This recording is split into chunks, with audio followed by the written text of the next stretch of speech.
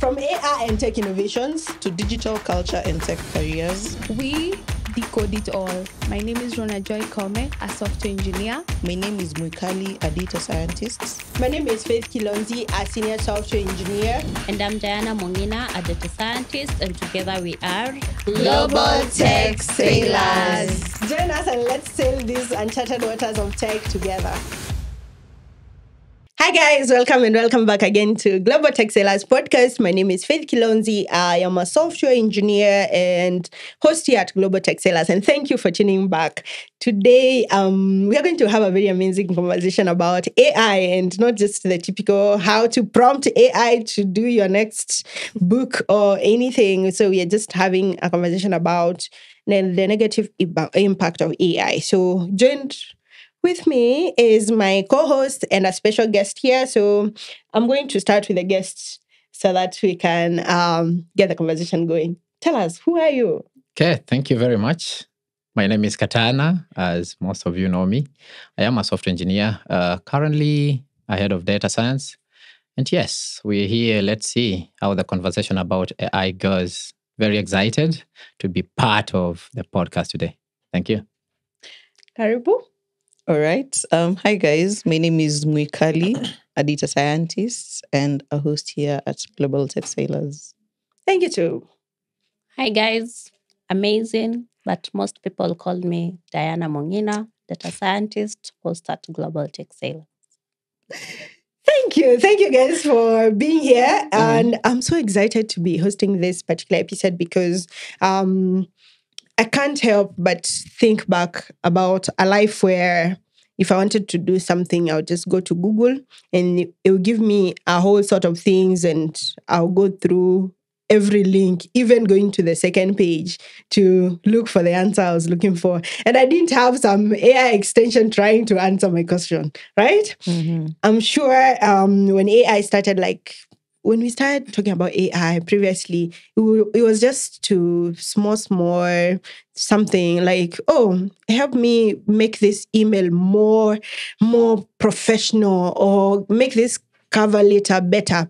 But now it's come to a point where we've realized that we are doing more than that. Everyone is calling AI their best friend, their therapist, their a lot of things. And I feel it gets me thinking, are we over-relying on this thing? And what are the negative effects of it, especially with over-reliance? Our brains sometimes are very lazy to think. And if we can find the easiest route possible, we just go. So let's start easy. Yeah. Guys, what is the one thing that you feel like you have outsourced to AI? Like, could be the simplest thing possible, that something you used to do previously, but now because of AI, you're going to do it right away without even thinking. I think I can start. Yes. Go ahead, Dana. The most basic, writing an email. I'll just prompt AI. I need to send this to this person, and this is what I need. So just correct the grammar, set the tone to be formal, and write whatever it is that I need to write. Then I copy paste and send the email. If I need to write 10 emails of the same thing, I'll just do that in 5 minutes, 2 minutes, and I'm done. I think that is the most basic thing that I do every day. Hata leo asubuhi, I did that. Yes. And it was very professional. Yeah. Yeah. Okay, we'll get back on Writing the emails. actual effects of it. But what are the most basic things you feel like you're outsourcing to AI? I mean, yes, AI is here with us. Number of things, but one thing that comes to the top of my mind would be a little bit around system design. So anytime I want to build an application, I throw a bunch of queries to the platform just to give me more of an end-to-end, high-level design of how the app can look like, and then definitely pick up from there. So that's one thing that comes to the top of my mind. I know Katana will look at me with a side eye, but report writing. Writing this reports. Is your boss here. Okay. So writing reports, first of all, I'll just pick up the few things that I actually want to be in the report, and then I'll let I write for it. I'd say let's look at the upside of it. Whenever I want to learn, let's say, for example, a new language or a new framework, I'll just prompt AI and say, for instance, I want to learn GraphQL. You can even provide the timelines, and then you can even provide links of where I can get the content, and I'll get my structure and start learning. So, Okay, good. Fine. Like we are talking about efficiency in writing more than 10 emails within a very short time, getting a whole system design. I know most engineers don't like system design, so I understand where you're coming from. Report writing really not the best time possible to do, and I feel like we are doing a lot more things with AI than we want to admit here. There are people who I'm sad today. What can I do? I've done that Rhonajoy was in the personally. episode. Instead of calling a friend, I'm here trying to say, oh, you see, there's so much happening in Kenya right now. Help me cope with this moment today. And we are all doing that. So it got me thinking, where do we draw the line between efficiency and dependency? Because there's a part of you, there are some things that I feel like are necessary. Like it's a necessary step for you to go through as part of your day-to-day work life. Yeah. But because you've realized that you can do this using AI, then you switch off the part of your brain that thinks deeply and you go ahead and fully rely on this AI. What do you think? What do you think we can do with something of that sort? Or what are your thoughts on regarding, is there something specific that you used to do deeply that now you feel like you're not giving enough time? Because I'd say I'd give a good example of if you're trying to write code and the example of Copilot. Having Copilot finish code for you, I think it takes away the fact that you have to think, especially if you're dealing with an algorithm or you're trying to build something, and you let AI finish it for you. Maybe I'd say one question you can ask yourself after you've actually written that piece of code with AI is, are you able to do it on your own? Are you able to do that same task on your own? If AI was taken away and there's something else I wanted to say, but it has vanished. So come back to you. I'll get back to it. Yes. So I can go. Yeah, so I have to say that just to demystify for the audience, I mean, AI is a good thing. Yes. Yeah. And it's going to be with us for quite some time. Yeah. And in this context, I think most of us are referring to AI as generative AI. Yes, That's what we kind of use Yeah. almost every single day, Yeah. right? So I'm a strong kind of believer of not using automations unless I can really make those automations. Yeah. And so AI or generative AI gets to be a little bit detrimental, especially if you start using it more so as a person in the field of tech and you're not so good even at the tech itself, you know? So at that point, it's very much detrimental. And the moment you build that dependency on it, then you can just move away from the dependency. And to me, yes, that's a bit of a bad side effect. But sometimes if you already know your stuff, you already know your art, AI now comes in very handy in terms of productivity.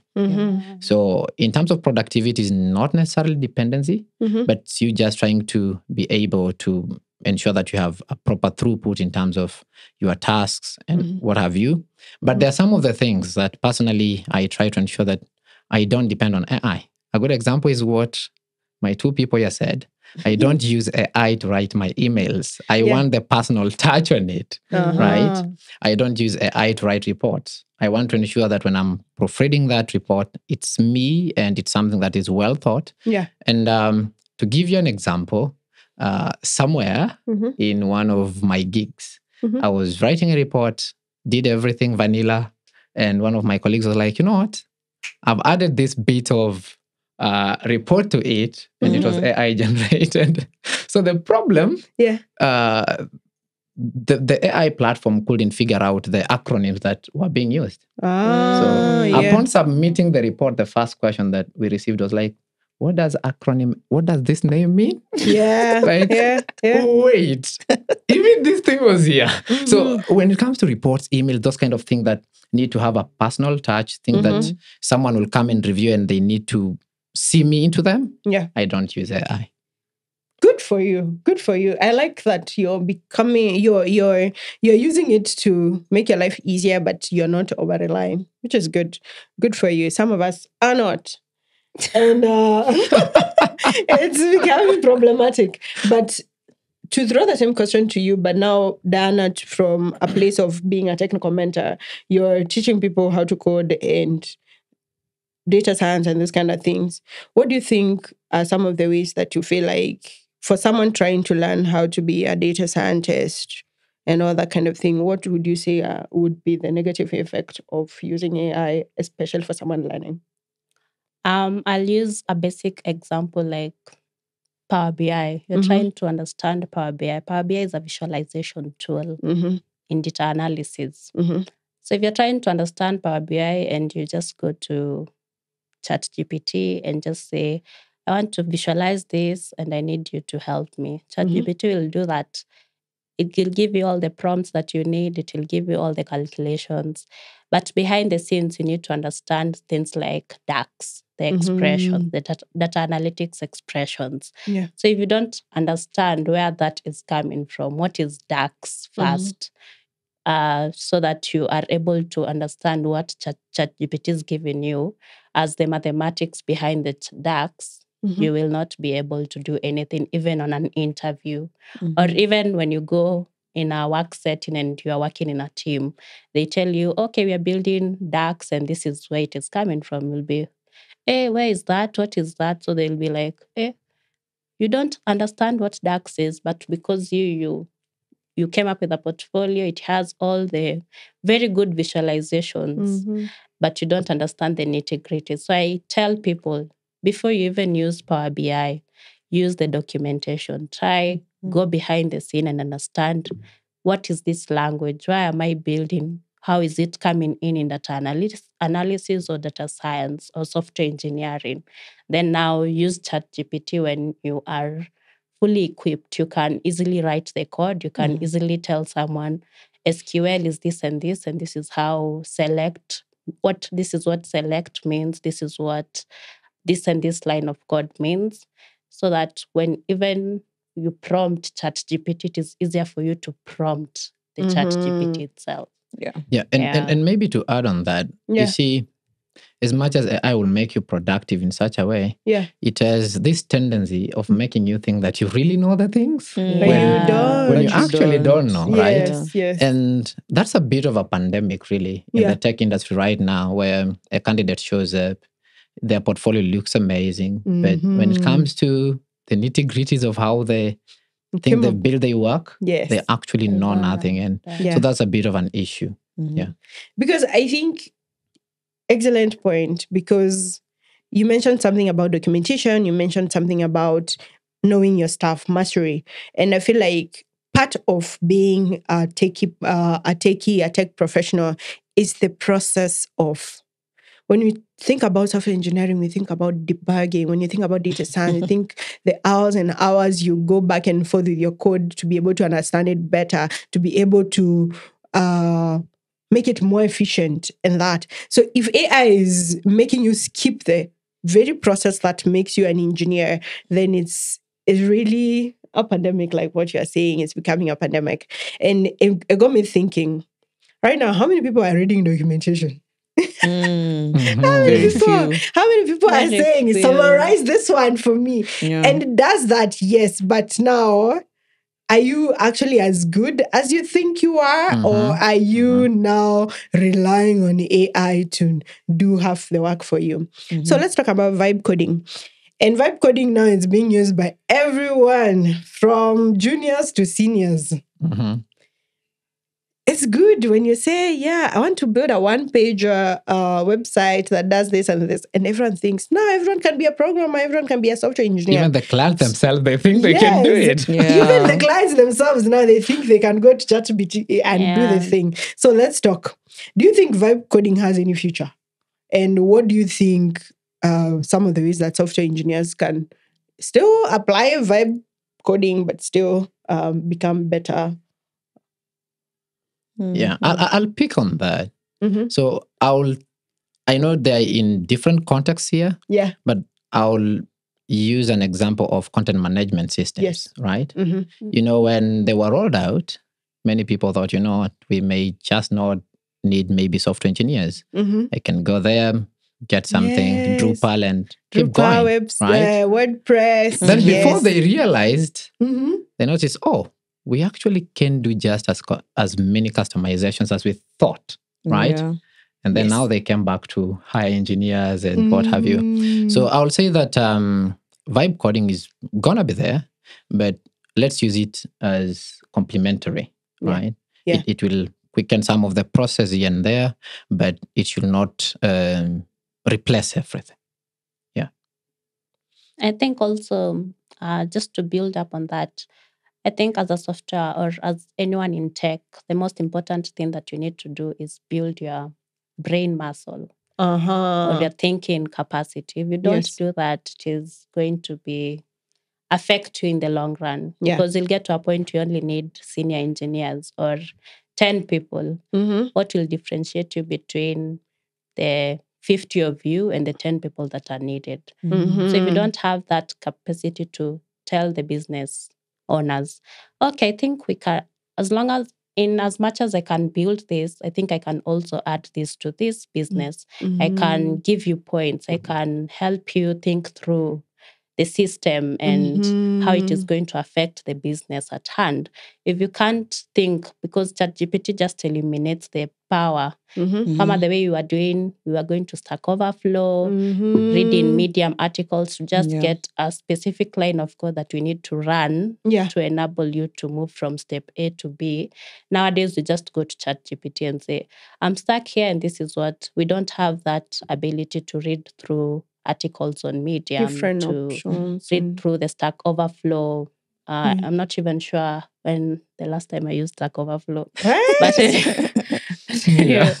so to read Thanks through, for the confession. to read through what people have posted on Stack Overflow of a specific thing, because you'll go read through some of their comments, try and understand where they're coming from. But now we don't do that. So the most important thing is, am I building the muscle, or I'm just making it weaker and weaker every day through using AI?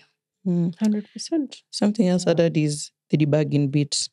If you've noticed, when you generate code from AI and you really do not understand how that framework works, you will end up using more time debugging than actually developing. Because it will end up adding things that you probably didn't intend to have there. And then you take even more hours trying to debug and see, what am I supposed to remove? Remember, you don't even understand what you're building in the first place. So in as much as you're using it, understand.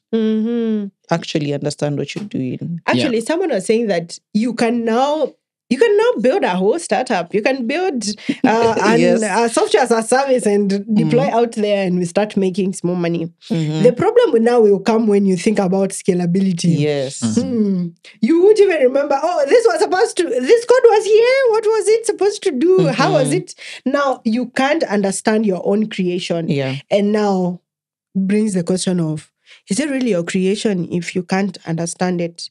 And do you think at some point then you can't claim credit for your work if you've outsourced the whole of it to technology? Again, that's an interesting conversation, because from what you've all pointed out, you realize that when Diana was speaking about seniority, junior and senior and what have you, and then there's this aspect of, can you really even own the creation? Can you even do it? Yes. So I think actually it's gotten to a point where trying to explain to someone the difference between a coder and an engineer, it's more easier. So you realize most of the people right now are more of coders, but they're not just engineers. Because engineers build. Yes, they architect the solution to the problem. They're not just executors and implementers, right?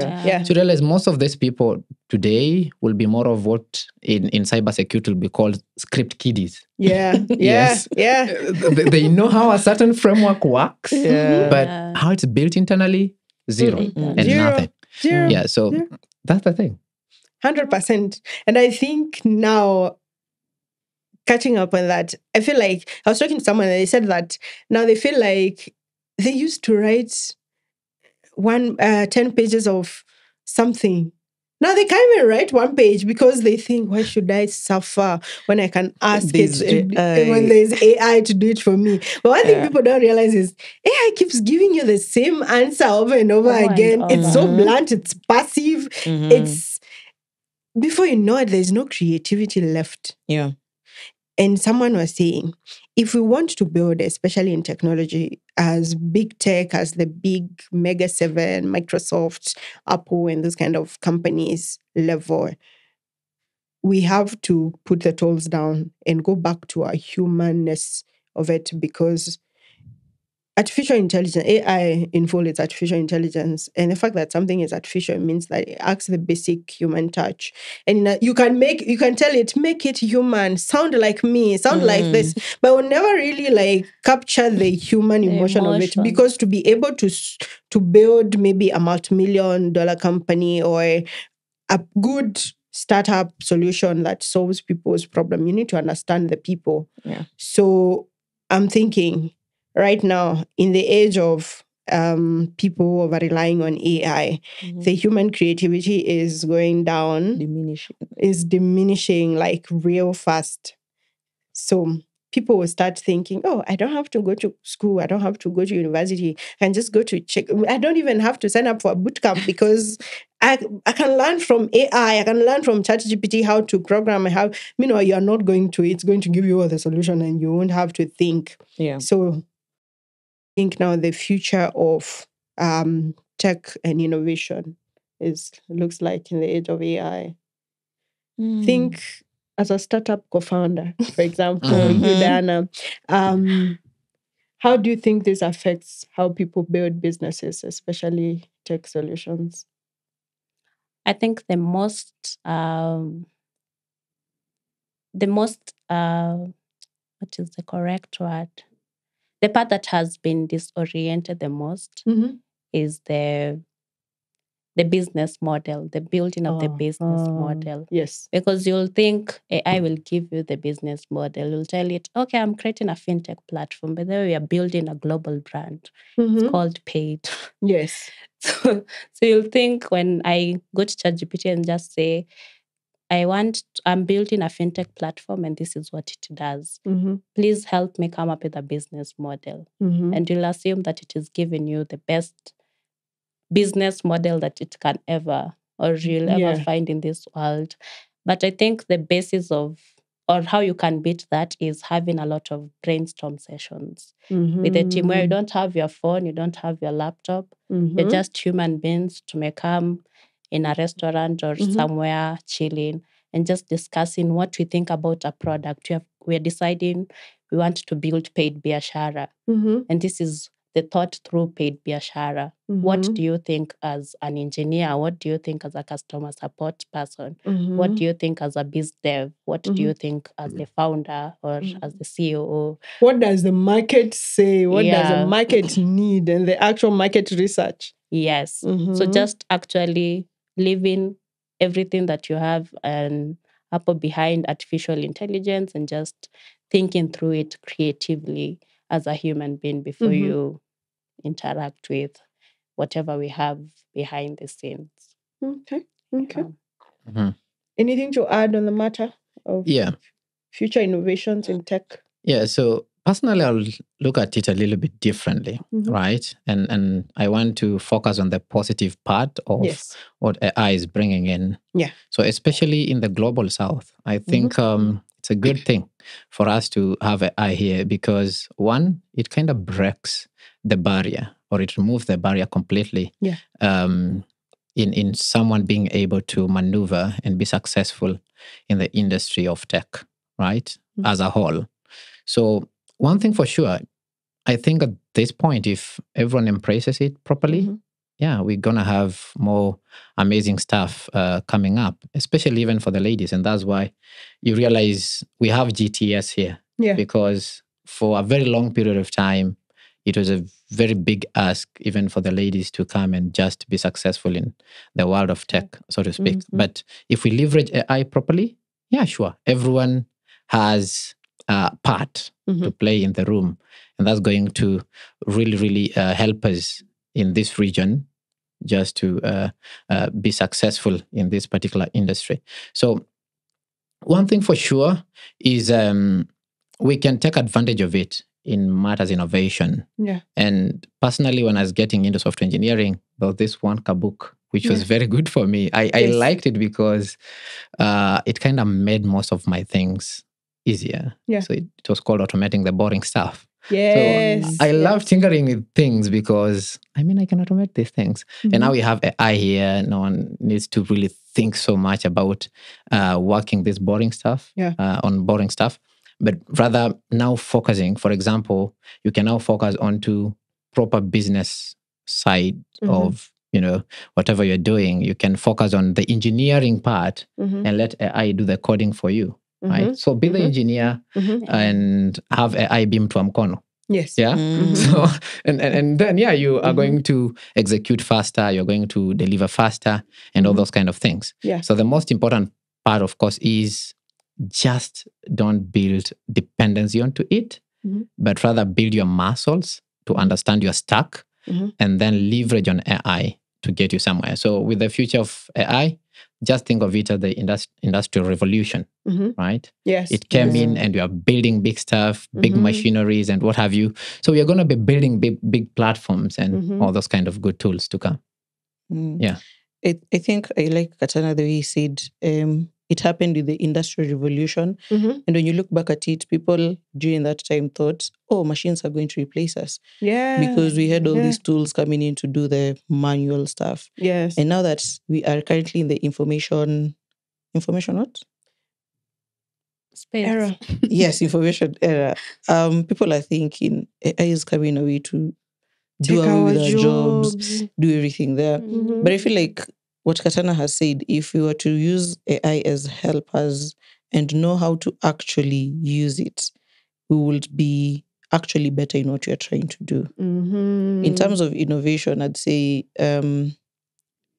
if you do not know what you're doing, then definitely it will be hard for you to come up with new ideas, to create new stuff that isn't existent. And that might be a problem which we might face in the future, because when you're looking at when AI wasn't there, people were actually tinkering with stuff. Personally, I can't even remember the last time I read a book, especially a software engineering, a programming, a tech book. I can't even remember the last time I did. Yeah.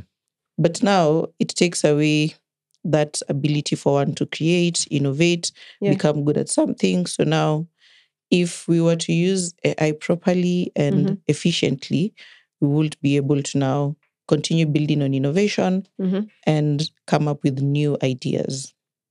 Yeah. Thank you. Thank you for that. And thank you for reminding us that right now it's becoming very difficult to read a book because most people would rather get a summary. Yes. But now it takes away the process, and a lot of lessons. I was listening to I think Simon Sinek in the Diary of a CEO, and he said something like, he said that at the core of our humanness, our humanity, we learn so much through resilience and the process of building the muscle that is needed for you to adapt in different scenarios and different places in life. So if you take away the process of actually reading line by line, understanding what is this, what does it require of me, and being able to try something and fail, try again and fail, it takes away from that, and you're taking away from your own growth, because you can't grow if you don't fail. And if you want really to learn, you should learn more from failures than from success, which is very essential to anyone trying to build something also. So just bringing this conversation to an end and just finalizing on, we are not sitting here to say that this is evil and it's all going, but we are aware of the reality of the negative effects that AI can bring if you're not careful about it. Because the other day, we've seen Meta, we've seen Microsoft. Downsizing, laying off people because they feel like they've built an AI that can help automate the boring stuff, like you said. But then also at the same time, we are here to support tech professionals, be able to start conversations that can help us grow individually, collectively, in corporate, in building personal brands and startups. So in that way, we want to highlight the fact that AI is great. It has made life way, way easier. And the automation is good because you can focus on the core part. But we are saying your brain is very lazy and it will always go for convenience. So you have to be very careful around how you leverage AI to do the boring stuff without taking away from your personal deep work that is needed to grow as a human and as a business. So, as part of the finishing up the conversation, let's talk about how you're coping personally and what's your advice, especially with talking about the negative impacts of AI. How are you coping, or what are the positive ways that you're making sure that you're not over-relying? Faith, actually, let me mention something. Yeah. I think it's because you're a tech podcast, we focused more on how AI is affecting the tech industry. Yeah. We've forgotten about the other industries as well. For instance, there is this incident that happened some time back where there was, I can't remember the name exactly, but there was an AI platform that allows you to talk to a person at talking stage. It's like you're dating someone. And that boy, I think it was a boy, he ended up committing suicide. So I think there are, let me say, other adverse effects of AI in other fields that you haven't mentioned, but would be good if people were actually to take caution. Yes. Because again, you can't have AI mimicking a human and you're okay with that. Manipulating things. That's a bit ish. Yeah, and as you've said that, one thing that people should also know that right now in the building of especially the generative AI, there's still a lot of hallucinations. Yeah. So you end up getting some very gibberish responses, and I can try and characterize you and do all those kind of things. So to our young boys and girls out there, just don't commit suicide. We are still in the building stages, right? And so maybe as we finish up, for me, how am I coping up with it? Personally, just as life has always been, I don't allow anything to take control of me, right? So I get in charge, take control of AI. I know to what limits I will use the platform and what limits I'm not going to use the platform, right? So if it's something that's not really going to take away a lot of my innovation and, personalization, then yes, I can plug in AI and then plug it off whenever I need. So summing up from my end will be, yes, as always, if it's any advice to anyone, just don't use automations if you can't automate them. Get yourself to speed to create something before you thinking of someone creating it for you, really. And Katana, don't you think if someone knew how to automate these things without using AI, they will just need AI? You will still need AI. So, because you already know how to do these things properly, right?